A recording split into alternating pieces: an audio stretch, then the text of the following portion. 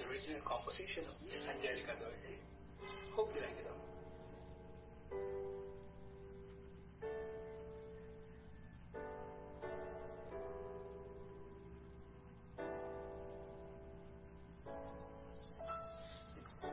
Wala ka pa sa buhay ko, noong wala ka pa sa puso ko. Di ko pinapansin pag-ibig mo sa'kin, pag-ibig at biyaya mo'y di ko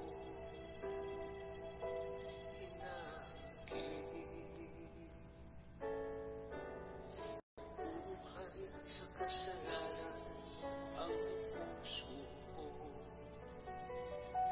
Pag-ibig ko'y hindi ilan sa'yo, mahina sa tukso ang pagkatao ko. Mananalig ko sa iyo'y hindi siniseryoso.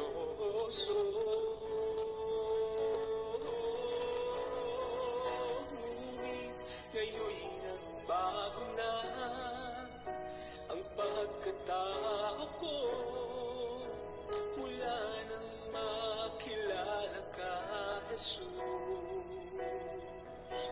Pananalig ko'y tumibay, buong tiwala ay binigay sa'yo lamang, Jesus. Pananalig ko.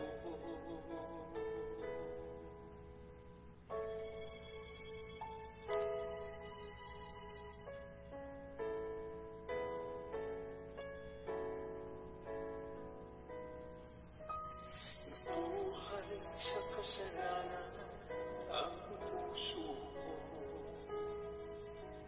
pag-ibig ko'y hindi ilan sa'yo, mahina sa tukso ang pagkatao ko. Pananalig ko sa iyo'y hindi siniseryoso.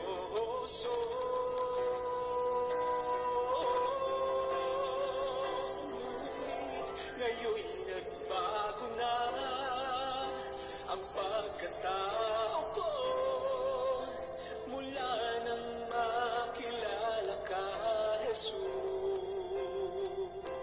Pananalig ko'y tumibay, buong tiwala ay binigay sa'yo lamang, Jesus.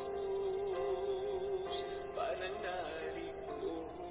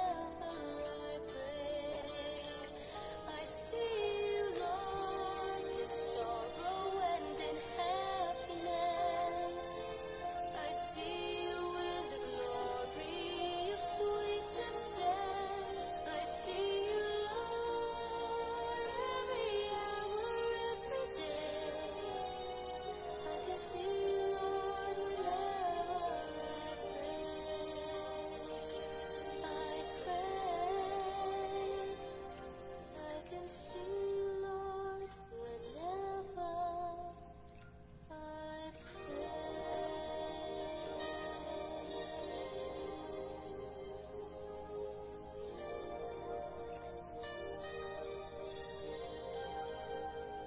I see you, Lord.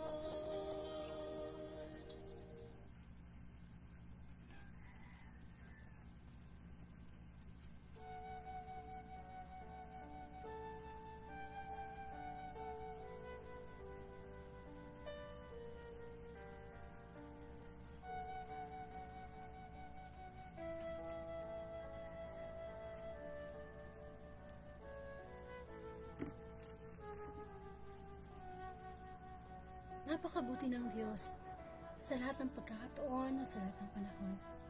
Muli, ang December 30, 2023 ay pinagkakaloob sa atin ng Diyos. Isang biyaya na napakahalaga na tayo sama-samang muling gumising sa panibagong umaga. Nawa mapuno ng positibo at magandang bagay ang ating isipan sapagkat ang Diyos ay magandang plano sa atin. Ngunit sa mga oras na ito, tayo po'y lumapit sa Panginoon na may kababaang loob. Humingi ng paglilinis, humingi ng kapatawaran. Sa ngalan ng Ama at ng Anak at Espiritu Santo. Amen. Lord, maraming pong salamat sa iyong kabutihan.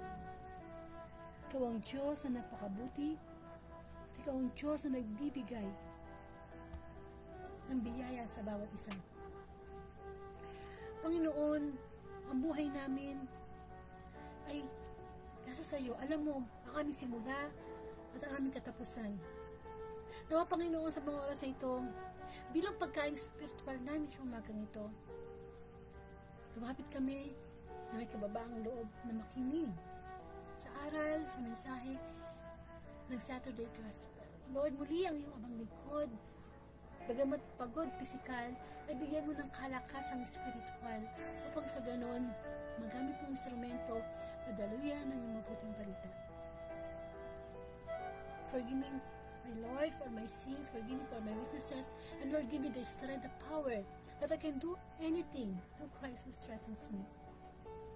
The wisdom, the truth of the Holy Spirit, the discernment, you, Lord, your Spirit and my Spirit, oneness, upang sa ganun, anuman ang iyong nais na iparating sa amin, Panginoon, sa araw na ito, mabusog kami ng iyong mga salita. Gayon din, Lord, ang kindalangin sa mga nakakarinig ng mabuting balita. Ikaw, Panginoon, ang siyang magbigay kalakasan sa kanila. Ang iba ay nagkakaroon ng pagsubok sa karamdaman, sa pamilya. Ngunit ikaw, Panginoon, ang magdulot ng kagalingan sa amin. Upang sa ganun, Panginoon, ikaw ang maitaas sa Facebook na ito. At ano man ang hadlang, in Jesus' name, kinakasot ko po at manatili ang iyong presensya sa bawat isa. Ikaw po, O Lord, ang manguna, ikaw po ang magbigay ng kalakasan. Ikaw po ang tunay na Diyos at buhay na Diyos na dapat naming paglikuran. Come, Holy Spirit, we need you. And come, Holy Spirit, we pray. Nawa, mabless kami, magkaroon kami ng kagalingang spiritual, sapat ikaw ang Diyos, naming buhay na nagmamahal at patuloy nagbibigay ng aming mga pangangailangan. Ang lahat ang tindahan ko po sa iyo, Ama, sa pangalan ng Anak, kaysa ng Espiritu Santo. Amen.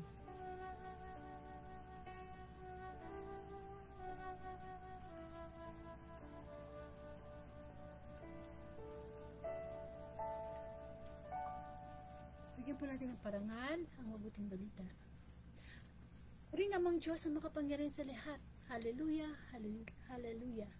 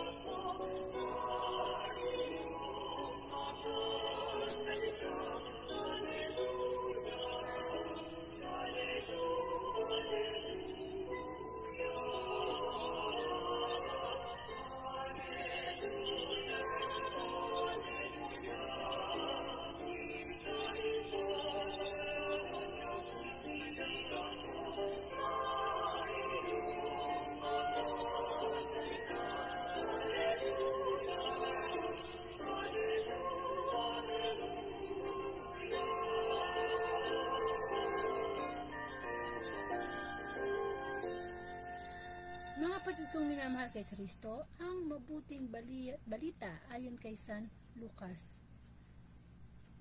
Papuri sa iyo, Panginoon. Naroon din sa templo ang isang propetang babae na ang pangalay Ana, anak ni Phanuel na mula sa lipi ni Aser. Siya ay napakatanda na. 7 taon lamang silang nagsama ng kanyang asawa. Nang siya ay mabalo at ngayon 84 na taon na siya. Lagi siyang sa templo at araw-gabi sumasamba sa Diyos sa pamamagitan ng pag-aayuno at pananalangin. Lumapit siya ng oras din iyon at nagpasalamat sa Diyos.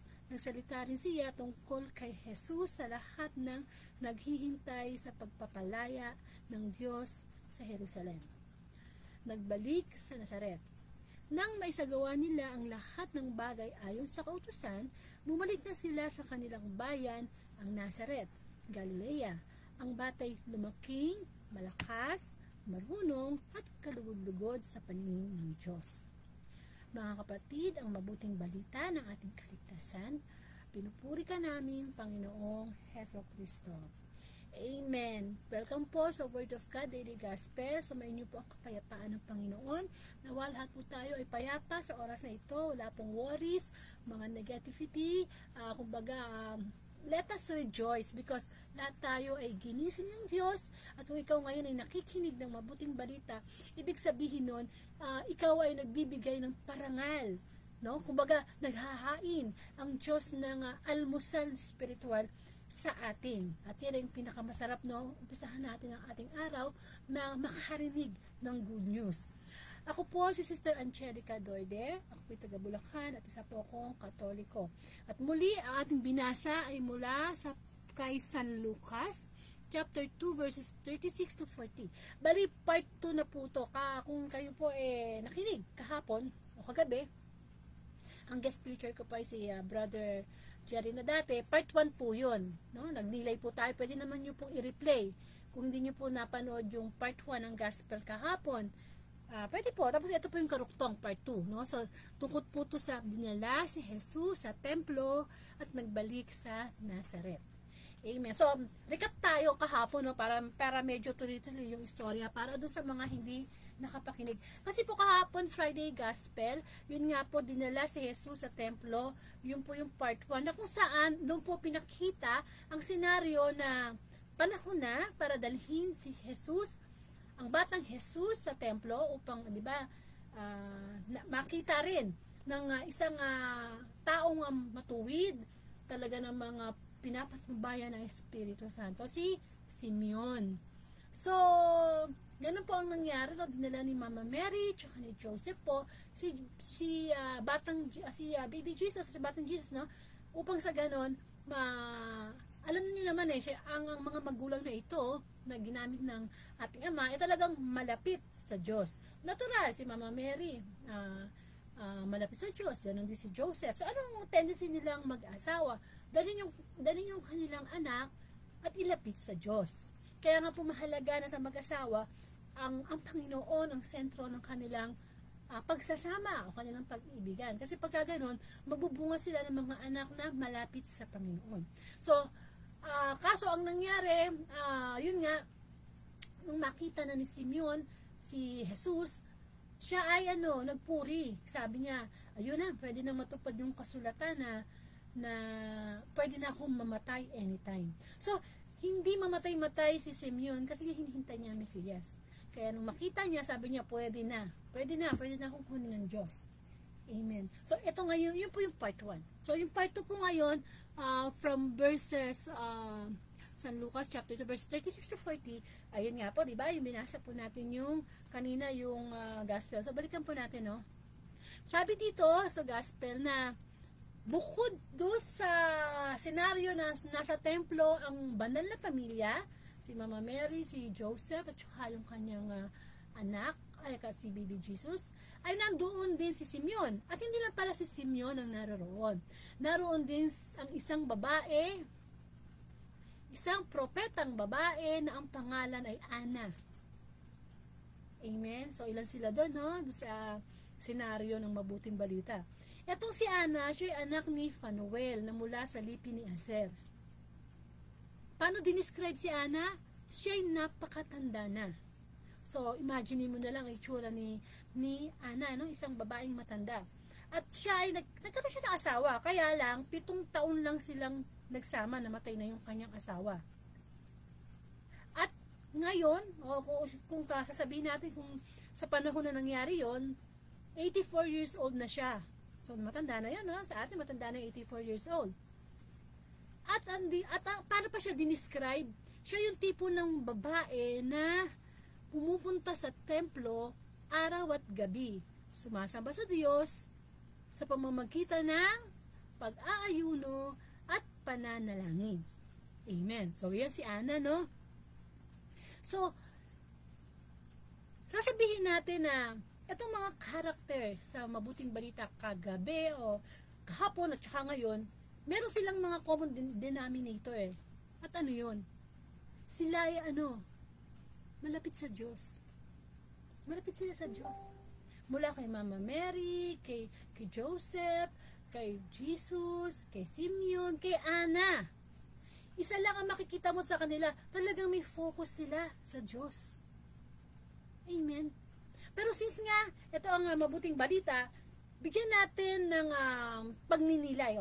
Kumbaga, meron naman talaga tayo kanya-kanyang pagninilay. Kasi po, pag nagbabasa po tayo ng gospel, meron po tayong kanya-kanyang interpretasyon. So, sabi ko nga po, sa ngayon, pakinggan po natin ang tinig ng Diyos. So, kalimutan nyo muna na si Angelica yung nagsasalita. Kumbaga, ako naman ay nagpapagamit lamang sa Panginoon para gamitin niya ang aking tinig, ang aking puso, ang aking isip, kung anong gusto niyang mensahe. At ang ibinigay na mensahe ng Diyos sa Mabuting Balita ngayon ay tungkol sa kung paano palalakihin ang ating mga anak. Amen. Bakit? Kasi itong templo na to, dinala ng mag-asawang banal si Jesus sa templo. Title na title pala, makaka-catch up na yung attention mo eh. Dinala si Jesus sa templo. At alam naman natin, ano ba ang meron sa templo? Tahimik, bahay panalanginan, andun ang presensya ng Diyos, tinuturing na tahanan ng Diyos, nandun ang salita ng Diyos, doon ka pwede magdasal, magsisi, magpuri. Ang ganda ng pagkaka-describe ng templo.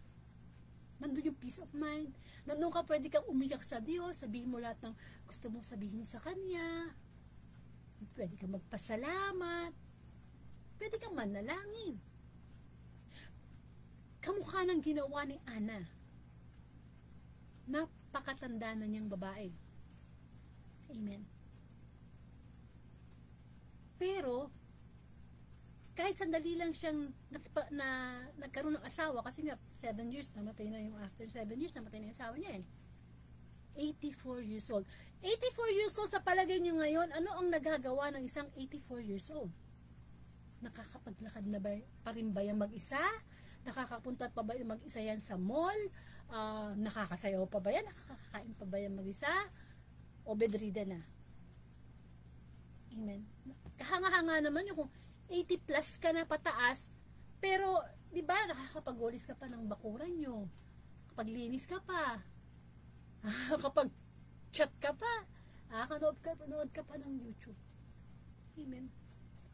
Ay sa atin na sa Pilipinas ay may mga artista na veterana at veterano na makikita natin minsan active pa sa pag-acting eh. Bilang papel ng mga lolo't lola eh. Kayo kaya Ako kaya pag 84 years old, ano kaya nagpe-Facebook live pa rin ba ako? Of course. Sabi ko sa Panginoon, until my last breath, kahit nasa loob na ako ng hospital, magpe-Facebook live pa rin ako. Why? Kasi ang gusto ng Panginoon, hanggang huling hilinga natin, meron tayong connection sa Kanya.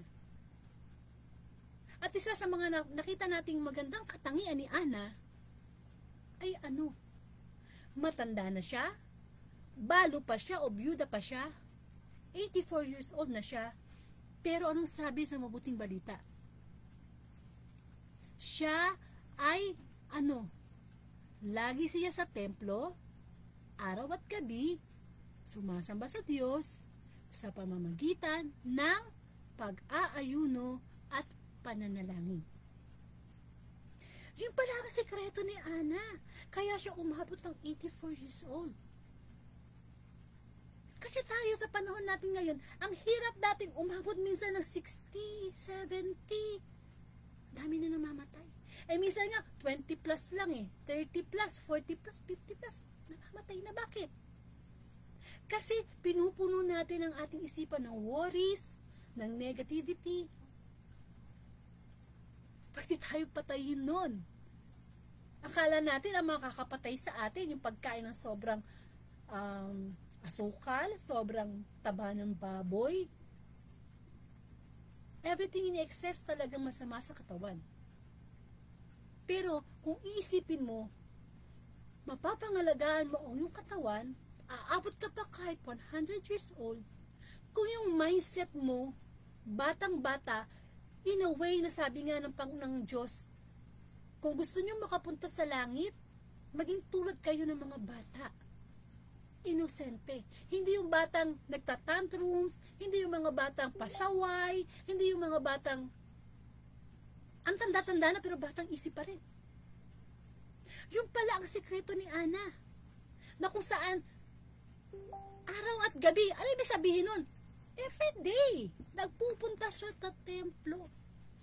Nasubukan niyo na bang magsimba araw-araw, alas 6 na umaga? Sa Catholic faith, meron yan. Ako personally, nasubukan ko yan. Every day, alas 6 nagsisimba ako. At alam niyo kung anong feeling? Ang sarap.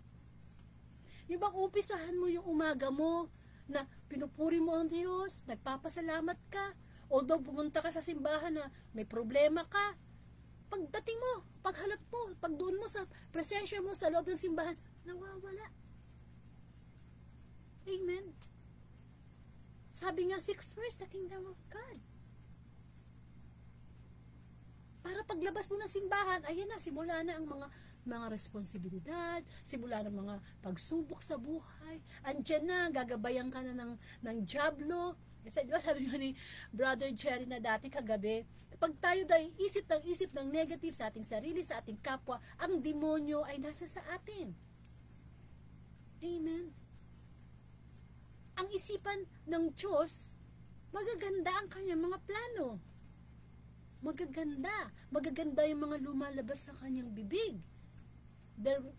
Magkaroon ng araw, magkaroon ng liwanag, magkaroon ng mga hayop, ng kahoy, lalangin natin ang tao kawang, ang ganda ng mga lumalabas sa bibig ng Diyos. Amen. Kaya si Ana, in-expect natin, siya ay maka-Diyos. At ano ba labas sa kanyang bibig? Maka-Diyos din. Araw-araw. Kung hindi man natin magawa magsimba araw-araw, kahit sa ating tahanan, pwede tayong manalangin. Ilan ba sa atin ang nananalangin araw-araw? O baka naman lumalagpas ang isang araw, hindi tayo nananalangin. Hindi naman mahabang panalangin ang hinihingi ng Diyos Ang hinihingi ng Diyos yung quality. Quality, not the quantity. Kahit araw-araw, oras-oras mong i-chat yan, tawagan yan. Kung di yan totoo sa'yo, baliwala. Pati ba, halimbawa yung asawa mo na sa abroad o OFW, bihira lang kayong magkausap kasi busy siya sa trabaho. Pero pag nagkausap naman kayo, nandun yung quality time. Amen? Ganun ng Diyos. Yung quality ng communication natin sa Kanya, hinahanap niya.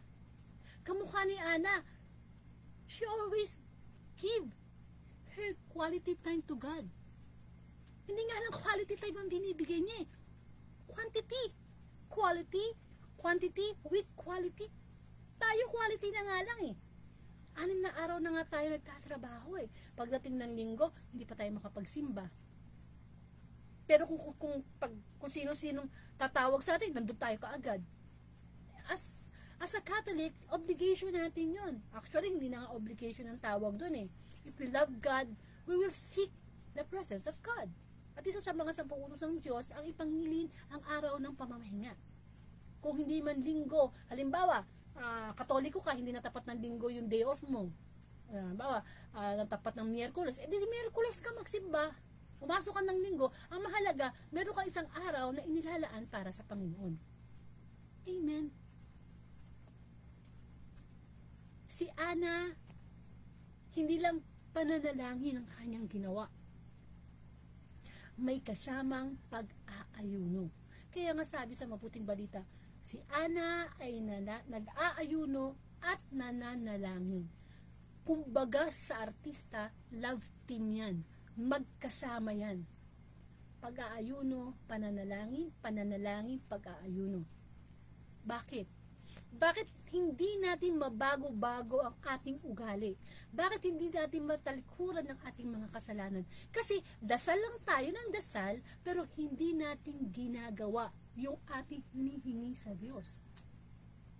Kung ikaw'y adik na sigarilyo, sa alak,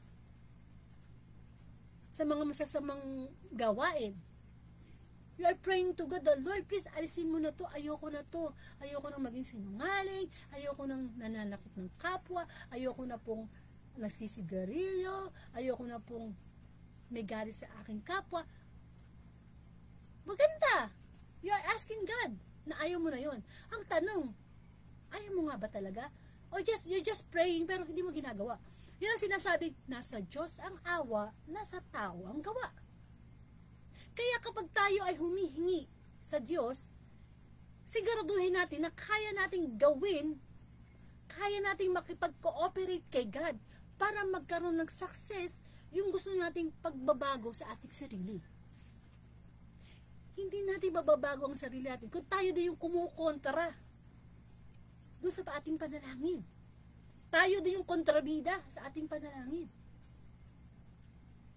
Si Ana, nagpipray siya everyday. Hindi na siguro everyday eh. Siguro sa bawat isang araw, baka 3, 4, 5 beses pa siya magdasal eh. Baka doon siya nakatira sa templo eh. Nag-aayuno siya. Eh kaso sa atin, ang ginagawa natin ng pag-aayuno, pagpanahon lang ng mahal na araw. Tsaka lang tayo nag-aayuno. Tsaka lang tayo nangungumpisal pag mahal na araw. Pag mahal na araw, makita mo, ako po, nakapila para mag-confess. Bakit? Yung mahal na araw lang ba tayo nagkakasala? Nagkakasala tayo everyday. Kaya nga kung kinakailangan once a week, mag-confess tayo. Gumawa tayo ng kabutihan sa ating kapwa. Sa pag-aayuno kasi, mahirap po kasi yan. Mas madali magdasal. Pero pagdating na sa pag-aayuno, mahirap. Bakit? Kasi ang kalaban natin dyan, ang ating flesh. Ang ating tawag ng laman. And we cannot control.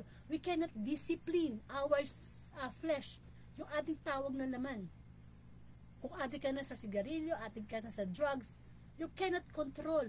Ikaw ang kinokontrol ng mga negative thoughts mo, ikaw ang kinokontrol ng bisyo mo, yun ang master mo. Amen. At gustong-gusto yan ng dyablo. Gusto-gusto ni Satanas na nagsasabi ka ng masama sa kapwa mo, gusto-gusto ni Satanas na masama yung tingin mo sa sarili mo, gustong-gusto yun. Basta pangit. Pangit yung sinasabi mo, pangit yung nasa isip mo, si Satanas ay sumasa iyo. Amen. Kasi ang Diyos, kamukha kagabi, sabi ni Brother Jetty na dati, kailangan napupuspos tayo ng Banal Espiritu. Kamukha ni Simeon. Napupuspos siya ng Banal Espiritu. Si Ana, si Mama Mary, si Joseph, lalo na ang Panginoong Jesus. Bata pa lang, pumupunta na sa templo. Amen. Sa pagpapalaki natin ng ating mga anak, kamusta na po ba? Napalaki ba natin sila sa aral ng Diyos? Magtataka ba tayo? Malalaki na yung mga anak natin. Walang time sa atin. Di man lang tayo maalala pag may okasyon. Magtataka ba tayo? Yung mga anak natin, parang ano ba tayo sa kanila? Kasi meron tayong pagkukulang. Huwag natin sisihin ang ating mga anak. Amen. Tingnan nyo si baby Jesus, si Jesus Christ. Bata pa lang siya. Pinalaki na siya sa aral ni Mama Mary sa Diyos, sa salita ng Panginoon. Bakit ngayon ang mga bata ang gustong kainin? O mga magulang ha, na nakikinig, pakilakasan nyo nga yung volume ng cellphone nyo para marinig ng mga anak nyo. O kaya, i-send nyo sa GC nila, i-send nyo sa kanila para malaman nila kung ano ba ang kabataan dapat ngayon. May mga bata, mga anak nyo, mga apo nyo, ayaw kumain ng gulay. Ayaw kumain ng may sabaw. Ang gusto, puro processed food. Hot dog, french fries, fried chicken, lahat ng mga pinipritong palubog. Mahilig sa fast food. Kaya nga fast food eh. Ibig sabihin, mabilis sa pagkain, mabilis din ang buhay mo. Diba? Kaya kung kain ka ng kain sa fast food araw-araw, eh, malamang, fast life ka rin. Diba? Eh kung yung bata pa lang, maliit pa lang, sinanay mo na, o eto ang palaya, ginisa, kain. O ito malunggay na sinabawan sa isda, kain. Kakain yan. Pero kung maliit pa lang, ini-introduce mo na yung mga pagkain masama sa katawan, balang araw darating ang panahon pagpatanda na siya, magkakasakit siya. Kaya nga tayo, di ba? Kung hindi tayo lumaki sa aral ng Panginoon ng ating mga magulang, tingnan natin ngayon mga sarili natin, may mga sakit tayo, may high blood, may diabetes. Bakit? Kasi nung mali tayo, hindi naman tayo inano ng nanay ng magulang natin eh. Oy, bawal yan. Paglaki mo, nag-iipon ka lang. Para i-deposit mo ng bad cholesterol sa katawan mo. Kaya nga si Mama Mary, ang laki ng role niya sa pagpapalaki kay Jesus. Sapagkat ang ina at ilaw ng tahanan. Kaya tayo mga nanay, mga lola, tita, o sino man ang nagpapalaki ng anak ngayon, kitotoong anak nyo man yan o inampun nyo, maliit pa lang, turuan nyo na ng mga simpleng pagkain, pero masustansya. Para paglaki, hindi kayo nahihirapan. May kakilala ako, 40 years old na siya mahigit. Puro hotdog lang ang gusto niyang kainin. May pagkukulang ang magulang dun. 40 years old na, may isip na yan, pwede na yung ayaw kumain ng gulay. Ayaw. Nasusuka. Yung bang mga simpleng pwede mong ituro sa iyong anak, gawin mo na. Alam niyo po ba na ang pag kayo ay nagkaroon ng asawang babae na malapit sa Diyos kamukha ni Ana, sabi sa Bible, sa Old Testament, ang asawang malapit sa Diyos ay isang kayamanan. Tayo mo pa tumama sa loto. Pag may asawa kang malapit sa Diyos, yung mga anak niya pinapalaki sa aral ng Diyos, sabi ng Panginoon, uy, kayamanan yan. Daig pa niya nung bilyonaryo, milyonaryo, may kayamanan ka. Tapos, yung asawa mong babae, pinapalaki yung mga anak niyo sa aral ng Diyos, tinuturuan magpo at opo, tinuturuan magdasal, amen, inilalapit sa Panginoon. Kasi, yung pagpapalaki natin sa ating mga anak, unahin natin, ilapit sila sa Panginoon. Hindi yung, may anak ako, ano kaya ipamamana ko rito? Ano kayang course ang ipapaaral ko dito? Ano kayang damit ang maganda rito? Mamahaling cellphone, bahay at lupa. Of course, hindi naman masama yun kung gusto mong ibigay sa kanila yung the best. Dito ba namang ayaw na magulang na ayaw? Pero kung nasa kanila na lahat, pero mga sawail naman silang anak, sinungaling, naglalapastangan ng magulang, walang kabuluhan. Ano yung mga matalinong bata kung suwail naman? Eh, mas gusto ko pa yung mabait na bata kaysa yung sa maraming honor na bata na mayabang, na walang galang sa magulang. Amen. Ngayon nga nawala na yung corporal punishment. Di ba nang maliliit tayo, nakakatingin tayo ng palo ng tsinelas, palo ng sinturon, paro ng kawayan. Ako, nakatingin ako, yung pinapalood sa munggo. Tapos may dalawang libro. Ganyan yung tatay ko. Kung magparusa. Kasi namana pa niya yun sa mga lolo't lolo. Mga magulang niya, syempre. Pero ngayon, hindi na pwede yan. Sa palagay niyo ba, nakabuti na hindi na nakakatikim ng kahit yung palo. Hindi naman yung palo na aanuhin mo na, no? Yung palo sa puwet, Amen. Iba na ngayon ang kabataan. Iba na. Mas may panahon pa mag-aksaya ng oras sa social media kaysa magdasal bago kumain, magdasal pagkagising, magdasal bago matulog. Bihira na yan. Yung paggising ng kabataan, o kahit sino sa atin pagising titingnan yung cellphone, ano bang gospel ngayon? O baka naman, pagising ba lang puro problema na. Puro negative na iniisip sa kapwa, sa sarili, sa lahat ng bagay. Alam niyo, tayo din ang gumagawa ng sarili nating multo. Marami tayong bagay na kinakatakutan sa ating sarili. Yung pala tayo yung gumagawa ng sarili nating multo. Sabi nga, ang takot ay nasa isip lamang. Amen. Kaya dapat, itong mabuting balita, pinapaalalahanan tayo.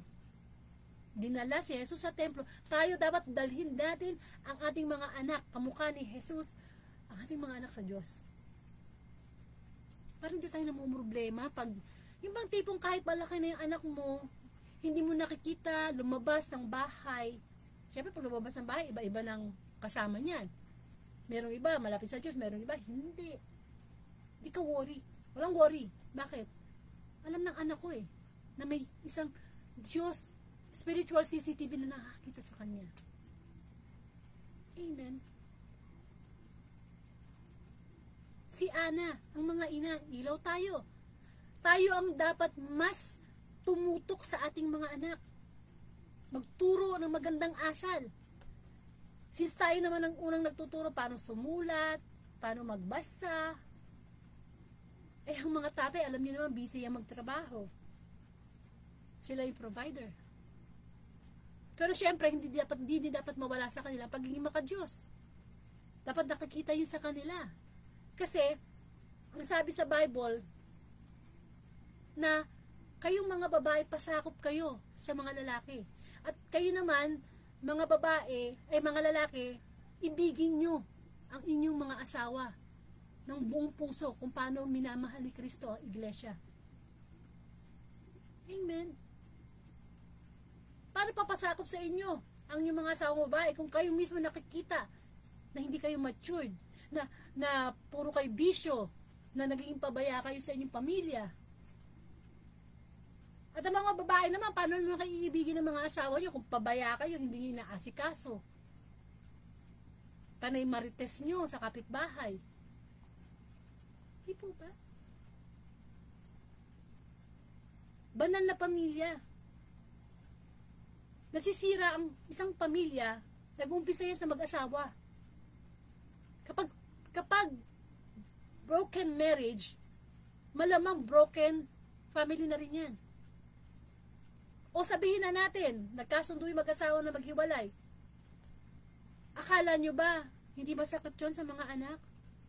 Hindi lang nagsasalita yung mga yan. Pero deep inside, wala lang silang magawa. Pero, kung ang mga magulang, si Kristo, ang sentro.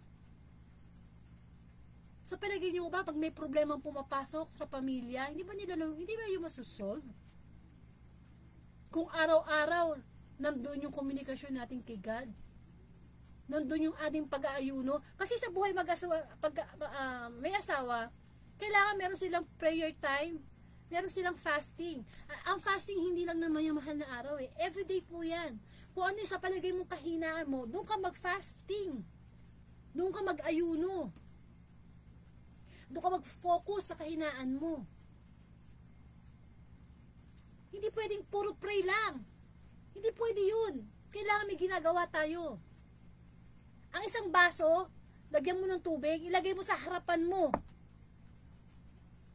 Uho na uho ka na. Lalapit ba yung baso sa'yo para siya magpainom sa hindi?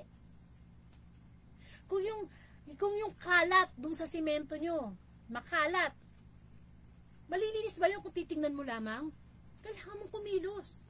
Ganon din sa pananampalataya. Walang mangyayari sa faith natin kung nakatunganga tayo. Ang Diyos, available anytime, anywhere. Kaya lang tayo ang may pagkukulang. Amen. Kung ang isang bata na kamukha ni Jesus, lumaki, na talagang very close. Actually, kailangan nga ang bata mas close sa Diyos kesa sa mga magulang eh. Hindi yung pag may anak kayo, inaangkin nyo na akin to ha. Ikaw, ako lang mahal mo ha. Hindi si Papa ha. Hindi si Mama, hindi si Lola. Dapat ma-develop mo sa bata yung relationship, yung love nyo kay God. Na kahit halimbawa, magkaroon ng aksidente, namatay yung nanay, namatay tatay, syempre, wala siyang kinagis ng magulang. Matatag siya. Kasi andun ang Diyos eh. Na Ama nagsusupply sa kanya. We cannot depend our life sa tao, sa pangyayari, sa material na bagay. Amen. Ano pa ang sinasabi ng mabuting balita? Hindi dapat nawawala ang ating pakikipag-usap sa Diyos. Pagsamba, pagpapasalamat, paghingi ng tawad, pagsasabi ng Lord, mahal kita. Ang daling sabihin ng salitang mahal kita, pero mahirap yung patunayan. Mas mabuti pa yung hindi mo sinasabi pero ipinapakita mo sa action mo eh. Because action speaks louder than words. Kailangan sa pananampalataya natin, focus tayo. We stand firm. Hindi yung pabago-bago yung isip. Kung lalaban ka, lumaban ka. Kasi hindi ka pwedeng lalaban na atras. Wala kang patutunguhan yan. Lalo na kayong mga tatay, kayong mga lalaki. Kailangan nakikita sa inyo yung word of honor. Hindi ba? Sa lalaki yan dapat nakikita. Kapag nangako ka, tuparin mo. Kapag may plano ka, gawin mo. Because you're a man. Amen. Ang babae lang ang pabago-bago isip. Kaya nga, di ba, ang pangalan ng mga bagyo, babae? Kasi nga, di ba, sabi sa amin, pabago-bago daw kami ng isip. Pero wala yan sa kasarian. Ang Panginoong Jesus, nung siya'y nagkatawang tao, araw-araw nananalangin siya, araw-araw nagpapasalamat siya sa Diyos. Tinatapik ng Panginoon kung paano natin napalaki yung mga anak natin. Sige, naging failure tayo, hindi naging close sa atin. May chance pa, pwede tayo magkaapo, pwede pa tayo magkaanak ulit. Gawin na natin yung pagpapalaki na ginawa ni Maria at ni Jose kay Jesucristo. Amen. Biro mo nawawala si Jesucristo, yung pala nasa templo lang. Yung mga anak natin, pag nawawala, saan kayo nagpupunta? Sa panahon natin na talagang napakalakas ng epekto ng social media, kailangan nating huwag magpakampante. Baka hindi mo alam, hindi mo nababantayan sa social media, ang anak mo hindi mo alam, ano na pala, bundis na pala, drug addict na pala, because of social media. Hindi yung 3 years old pala yung anak mo, binibigyan mo na ng cellphone, radiation, para lang makagawa ka ng gawaing bahay. Dapat ganun. Amen.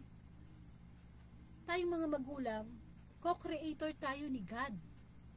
Nilikha ang ating mga anak sa pamamagitan natin. At kayo namang mga anak, irespeto nyo ang inyong mga magulang. Kaya mabuti man yan o hindi, irespeto nyo kasi yan ang utos ng Diyos. Igalang yung ama't ina. Wala namang sinabi kung naging mabuti o naging masama. Kasi ang mga magulang, parang pangalawang Diyos nyo yan dito sa mundo eh. Nire-respeto yan, minamahal. Sa ibang bansa nga, pag matanda na, di ba, nilalagay sa home for the aged. Tayo Pilipino, hindi ganyan. Pag matanda, inaalagaan natin. At lalo na pag matanda na ang mga magulang nyo. Mas lalo nyo silang sabihan ng I love you. Mas lalo nyo silang alalahanin na simple way.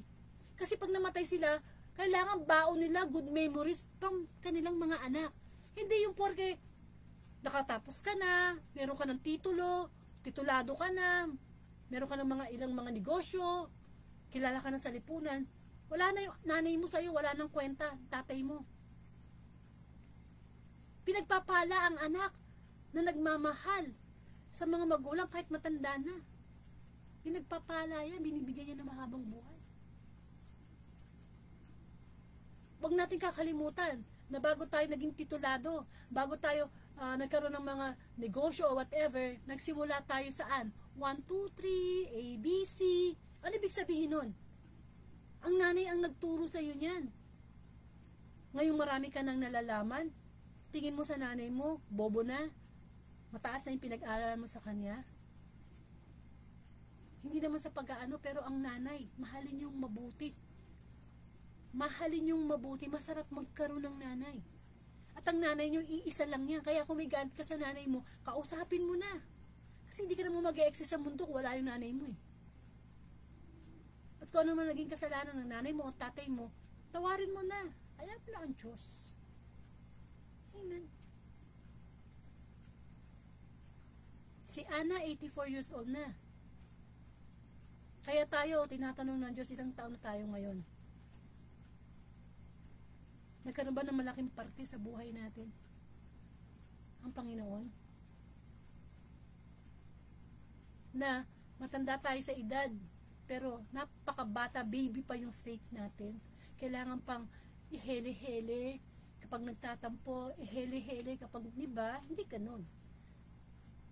Kailangan new creation na tayo, bagong nilalang. Hindi tayo pwedeng maging bonsai. Alam niyo yung bonsai, halamang hindi na lumalaki sa pananampalataya. Kailangan yung relasyon natin sa Diyos, bata pa lang, dinidevelop na yan. Kasi hindi lang naman tayo may relasyon sa Diyos eh. May relasyon tayo sa nilikha ng Diyos, sa kalikasan. Hindi ba? Kaya nga diba, nagkakaroon ng mga sakuna sa mundo. Eh tayo na rin ang gumagawa. Pinupollute natin ang hangin. Ang kalat. Kung saan tinatapon. Diba? Nagkakaroon tayo ng relasyon sa hayop. Diba? Hayop pa, minamahal natin. Aso, pusa eh. Pinapagamot pa natin sa veterinaryo. Pinapakain natin. Yung pa kayang tao hindi natin mahalin. Relasyon natin sa halaman. Yung mga tao mahilig sa halaman. Relasyon natin sa ating trabaho. Minamahal ba natin ating trabaho bumubuhay sa atin? O pinapabayaan natin pag may problema tayo? Huwag ganun.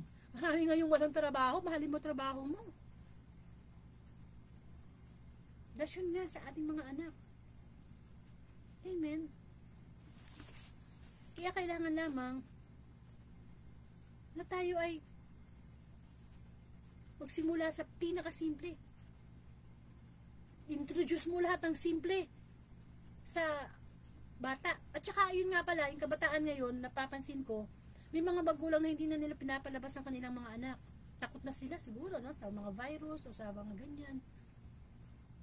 Samantalang ng mga kabataan natin, sige, mga anak, layas, laro dun. O yung pala, dadami lang ang kapatid mo, kaya ka pinapalabas. Hindi ba? Enjoy. Enjoy mo yung, hayaan mo maranasan ang apo mo ng anak mo madapa. Hayaan mo. Parte yan ng kabataan. Eh, kailan mo gusto siyang madapa? Pag matanda na siya. Kailan mo siya gusto maglaro ng Barbie doll? Pag 30 years old na siya. Kailan mo siya gusto maglaro ng patintero? Chinese garter? Pagka 50 years old na siya. Eh, minsan lang tayo magiging bata eh. Of course, with guidance. Amen. With guidance.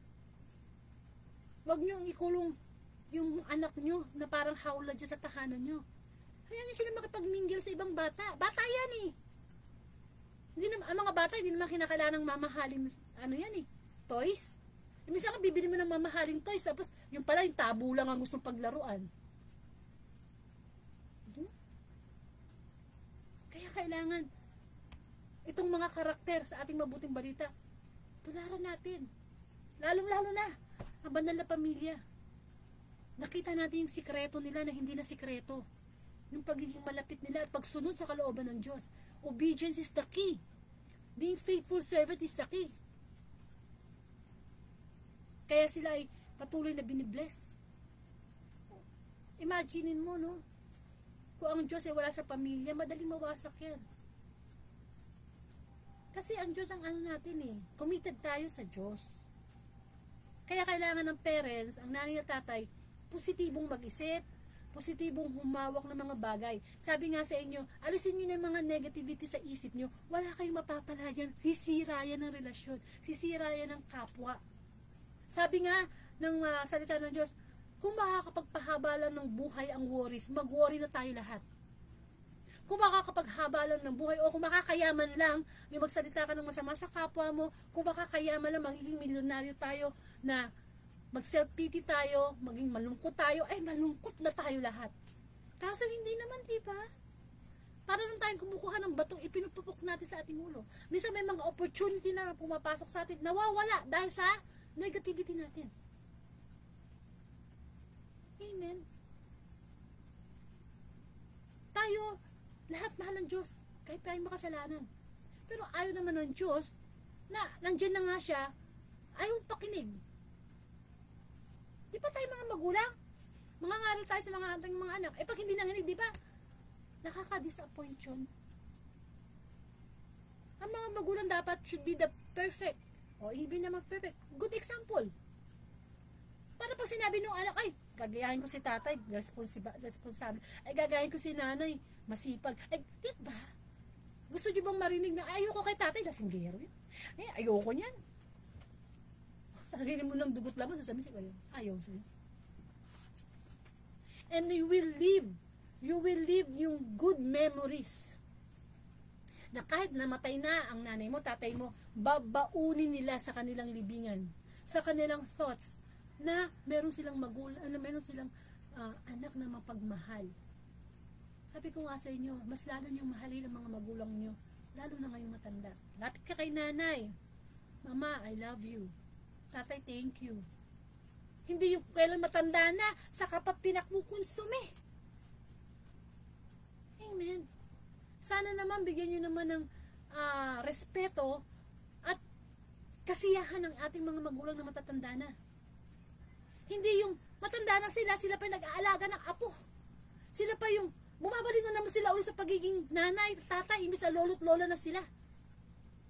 Sila na naman yung mag-send sa school, sila na naman yung magluluto ng pagkain, ay kumuha kay katulong. Ano ibig sabihin nun? Kaya nga nag-aasawa ang isang anak ang isang tao para bumukod na sa kanyang mga magulang. At magsimula ng kanyang pamilya. Bakit may trabaho ka na, pinag-aral ka na lang, umaasa ka pa? Hindi naman masamang alagaan ng apo pero hayaan yung kusa. Yung bang tipong, si lolo't lola, ay gusto kong alagaan yung apo ko ngayon, gusto kong makita, gusto kong laruin. Ganon, hindi yung pinapasa nyo yung responsibilidad sa kanila. Ipa-feel nyo naman sa kanila na, eto na, retire na kami, pwede ba kami naman mag-asawa, mag-enjoy, kasi nung maliliit kayo hindi umiikot yung pet namin Responsibilidad ng magulang na tapusin, ay pagpatapos. Pero responsibilidad din ng anak na tumanaw na utang na loob in a way na mahal niya ang magulang niya. Hindi yung lahat ng apo pinapaalaga sa nanay, maawa naman kayo doon. Hindi na niya kaya magpuyat. Iba na ang energy niyan. Ngayon kung talaga kinakailangan lang, pwede. Pero kung makakagawa ka ng paraan na kumuha ka na lang ng iba, mapagkakatiwalaan mo, yung mas bata, yung mas makakapag, sa puyat. Hindi bibigyan mo ng pera nanay mo, tatay mo kasi may nag-aalaga sa'yo, nagluluto sa'yo. Magiging lolo't lola din kayo. Gawin niyo yun sa inyo, ewan ko na lang kung ano yung mararamdaman. Amen. Hayaan yung mismong lola, siya magkusa. Pero minsan na-obliga na lang o naaawa na lang Pero once dinicide nyo na magkaanak, magkapamilya, bumukod kayong stand. Para maranasan nyo kung ano naranasan ng nanay nyo sa pagpapadede, sa pagpupuyat. Maranasan nyo yung naranasan ng tatay nyo na nasa abroad, tinitiis na hindi kasama ang pamilya. Yung masalong mahirap, yung may asawa ka na, nanay at tatay mo pa rin nagpapakain sa'yo. Maiya ka naman. Hindi ba? Kaya nga hindi madali magpamili. Hindi madali ang magkaanak. Kasi napakalaking responsibilidad dyan. Buti pa nga si Jesus hindi siya nag-asawa Pero nakita natin sa kanya, lumaki siya sa aral ni Mama Mary. At of course, tayo di mga magulang. Minsan may pagkukulang din tayo sa ating mga anak. We should not use our authority para i-control sila. O ako tatay kailangan sundin mo ako. O akong nanay hindi. May mga boses din ng mga kabataan na dapat natin pakinggan. Kaya nga siguro hindi sila nagiging close sa atin eh. Kasi baka gusto magsabi ng problema, natatakot na. Kailangan maliit pa lang. Train your children, maliit pa lang. Sabi nga, ang kawayan, pag malaki na, hindi na, mahirap nang ituwirin. Amen. Maliit pa lang, basahan mo na ng Bible. Maliit pa lang, panoorin mo na ng mga Christian movies. Maaring corny yun sa ibang kabataan o sa magiging classmate niya. Pero yun, ang tama sa pananaw ng Diyos. Amen. So, kung dinala si Kristo sa templo, dalhin natin ang ating mga anak, ang ating mga apo, ating mga pamangkin sa templo ng presensya ng aral ng mga Diyos. Maliit pa lang yan, baka mag-preach na yan. Maliit pa lang yan, magiging matulungin na yan. Maliit pa lang yan, ang galang-galang na yan. Maliit pa lang mga kapatid. Hindi yung malaki na, hindi mo na yung kaya. Susuwagin ka na yan. Lalo na kung na-influensyahan ng mga kabarkada. Kasi ang bata, umpisa yan sa tahanan eh. Pag lumabas na yan, mas mahihirapan ka. Amen. Maliit pa lang, turuan nyo na ng gawaing bahay. Maglaba, magluto, maglinis. Para hindi yung malaki na kayo pa rin ang naglalaban ng panty nila, ng panloob nila. Amen. Mga anak ko, ganun ang ginawa ko. Maliit pa lang. Tinuturuan ko ng maghugas, maglaba, maglinis ng bahay. Lumaki sila na alam nila na hindi kailangan ng katulong sa bahay. Dahil sila lang mismo, nagiging kaya na nila yun. Eh kung di mo tinuruan, kahit mag-asawa yun, baka kunin ka niya. Hindi dahil sa gusto kang kunin, dahil gusto kang mapakinabangan. Amen. Nabibigyan nyo lang ng pera yung magulang nyo. Kung kailan nyo gusto, hindi. Although, syempre, ano na yan eh. Kasi pag nag-asawa, ang isang babae at isang lalaki, ang priority na niya, asawa niya, hindi na magulang. Totoo yan. Hindi mo pwedeng sabihin na may asawa na ako pero priority ko magulang. Hindi. Dapat priority mo na yung asawa mo, ang mga anak mo. Kasi nag-asawa ka na, bumukod ka na, bumubuo ka na ng pamilya. Pero lahat ng bagay kailangan magsimula sa early stage. Parang sakit yan eh. Kapag ka hindi mo inagapan yung sakit na yan, sabi nga, ano ba tawag? Prevention is better than cure. Lalala.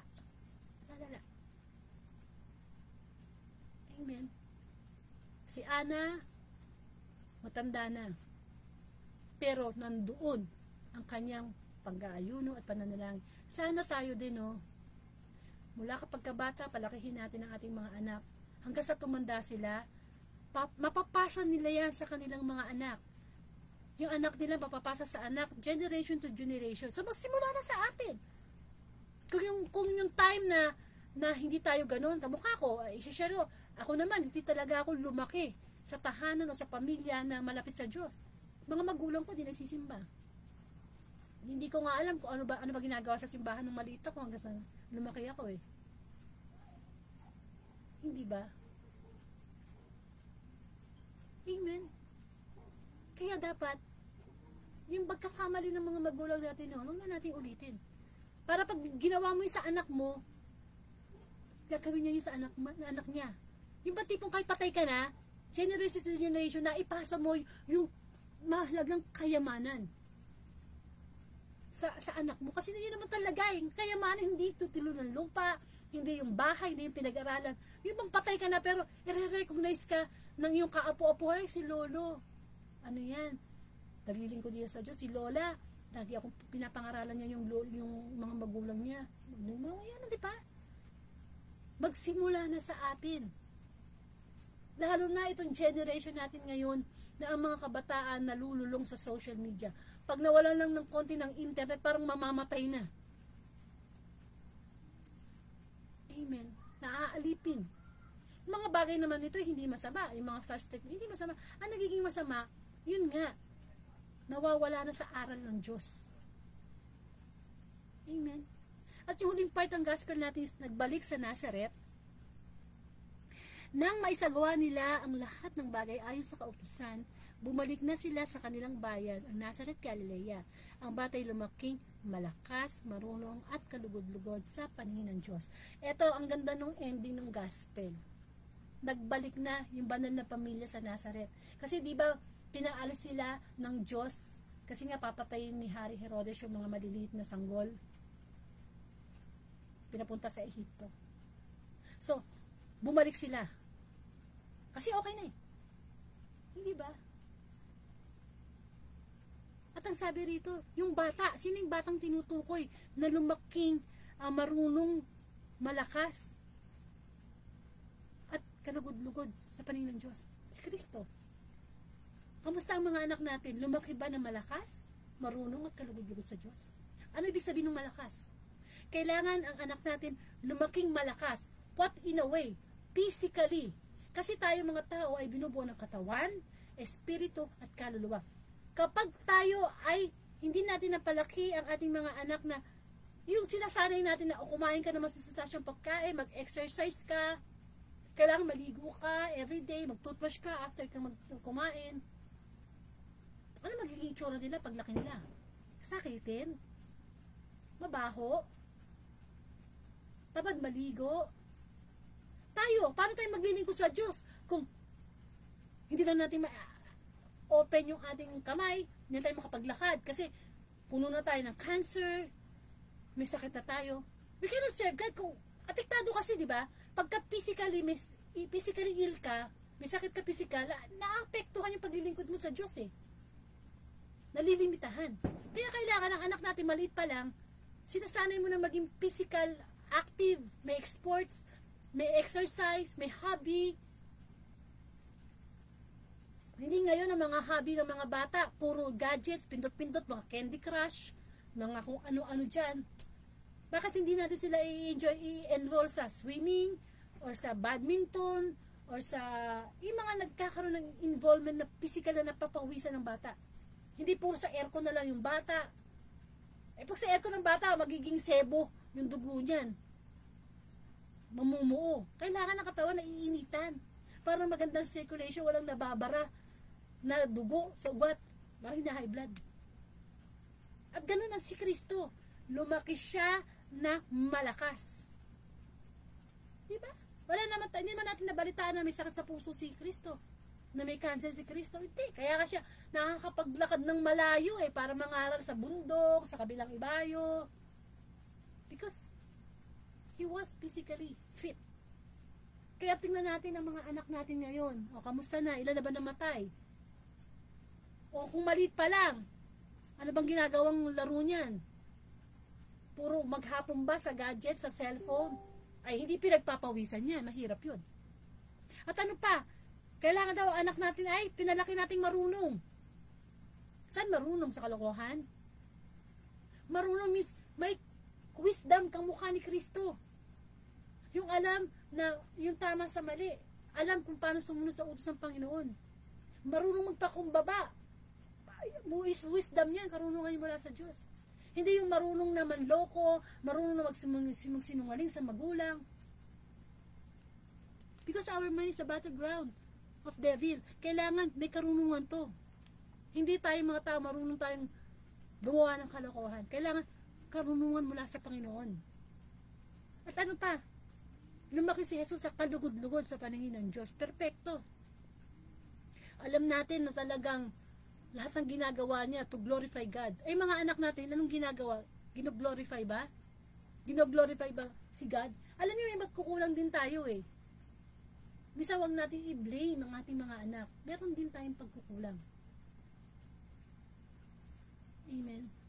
Kasi hindi natin na feel na ang priority pala namin bilang magulang, palakihin ang aming mga anak na mailapit sa Diyos. Yun dapat ang una. Bago yung good education, bago yung magandang bahay, bago yung ganito, yung ganire. Amen. Tingnan mo si Juan Bautista.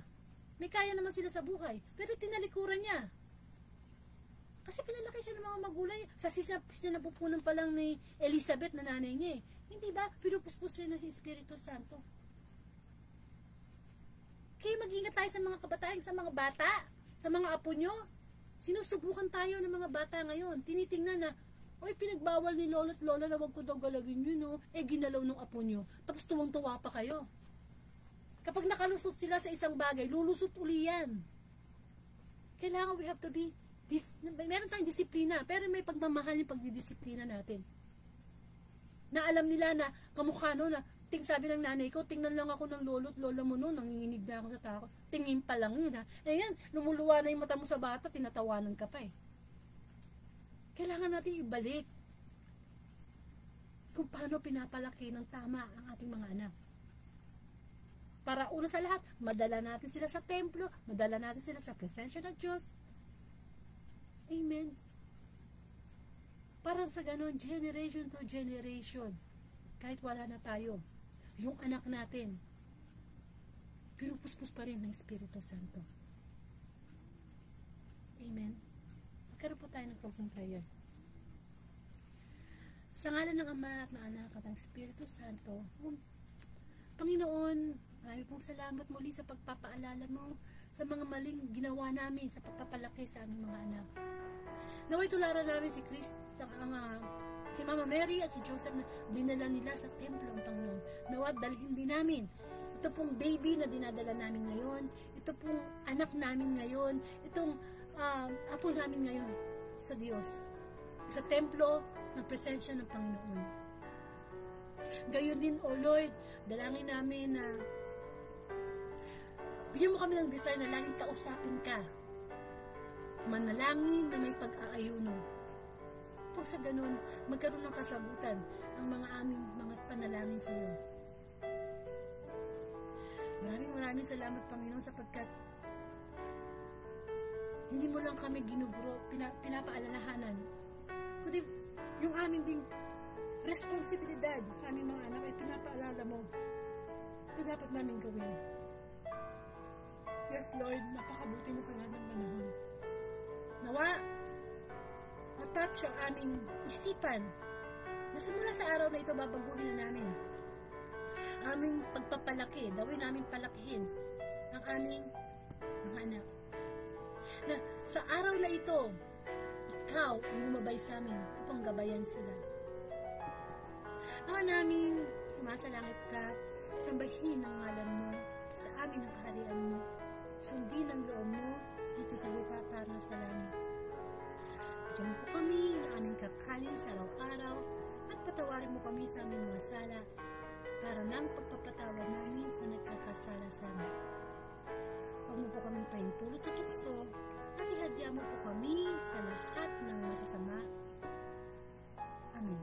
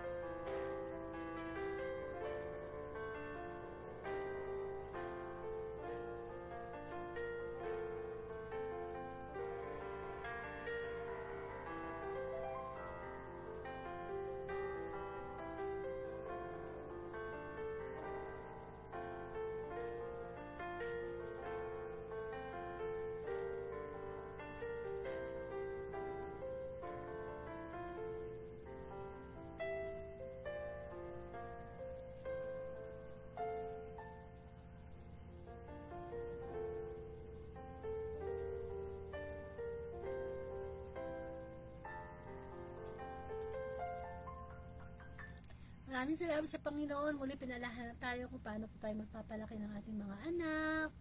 ng ating mga apo, mga pamangkin. Number 1 talaga, dalhin sila sa Panginoon. So, kung hindi nyo po naumpisahan ang Saturday Gospel, pwede nyo pupunta sa aking Facebook account or YouTube channel. Type lang nyo po yung Angelica Dorde. Pasubscribe na lang po sa YouTube. And of course, share nyo po yung Daily Gospel for the glory of the Lord. Turuan natin yung ating, hulmahin natin sa tulong ng Panginoon yung kanilang mga isipan. Bilang maging ina, maging ilaw tayo sa kanila. Bilang maging ama, maging matatag tayo, maging firm tayo sa ating responsibilidad sa kanila.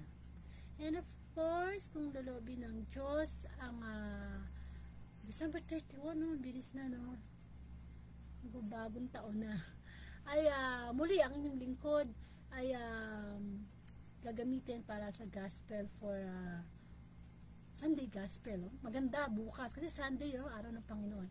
So try po natin mag Facebook live ng mga 6 na umaga, kasi tiyak marami na akong gagawin yan dahil pasasalubungin yung bagong taon. And of course, kaya tayo ay ginugusto ng Diyos sa palaki ng ating aral sa Panginoon ng ating mga anak upang tayo ay tapat na maglingkod sa Panginoon. Amen. Magkaroon tayo ng mga anak na pwede maging pare, madre. Amen. Kahit hindi ganun, kahit hindi ka maging madre, padre, maging preacher. Basta maging tapat tayo maglingkod sa Panginoon upang sa ganun yung araw-araw na pananalangin, pag-aayuno ay makamtan natin sa pangalan ng Panginoong Jesus. We cannot do all things kung hindi tayo nakikita kay Kristo. Basta kailangan maging kamukha lang tayo ng karakter ng Panginoong Jesus. Positibong mag-isip, ginagawa niya yung sinasabi niya, tsaka talagang malapit siya sa ating Ama sa Langit. Amen? So, nawa, tapat tayo maglikod sa Panginoon anuman ang mangyari.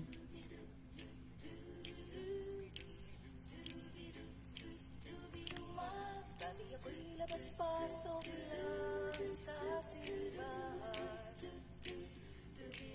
Upang ipakita ang bagong damit, makipagsosyalan. Ano ang napapansin, piling kong hinang tulong. Ayokong gawin, salamat sa Diyos. At ang buhay ko'y binago na rin. Kapag akong maglilingkod, na may pagpapakumbabang loob. Pagkat ang Diyos ang nagbigay ng katalinuhan kong taglay. Kaya't kahit ako'y di mapansin, sa ating Diyos maglilingkod pa rin. Dapat akong maglilingkod, dapat akong maglilingkod.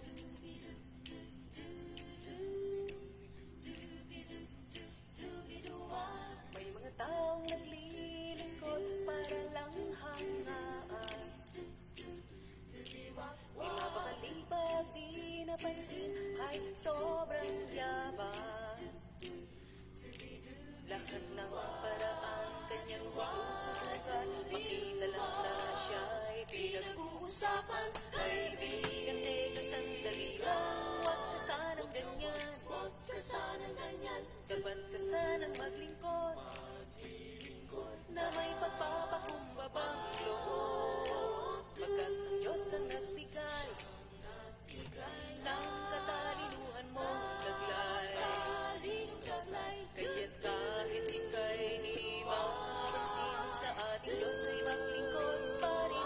Dapat ka sanang maglingkod, dapat ka sanang maglingkod.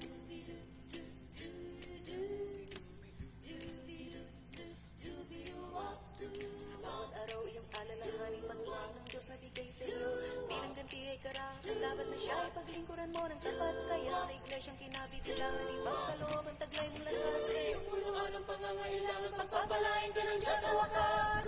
Dapat na tayong maglingkod, na may pagpapakumbabang loob. Pagkat ang Diyos ang nagbigay ng katalinuhan ng taglay. Kaya't kahit tayo'y di mapansin, sa ating Diyos ay maglingkod pa rin. Dapat na tayong maglingkod, dapat na tayong maglingkod. Dapat akong maglilingkod, dapat ka sanang maglingkod. Kaya,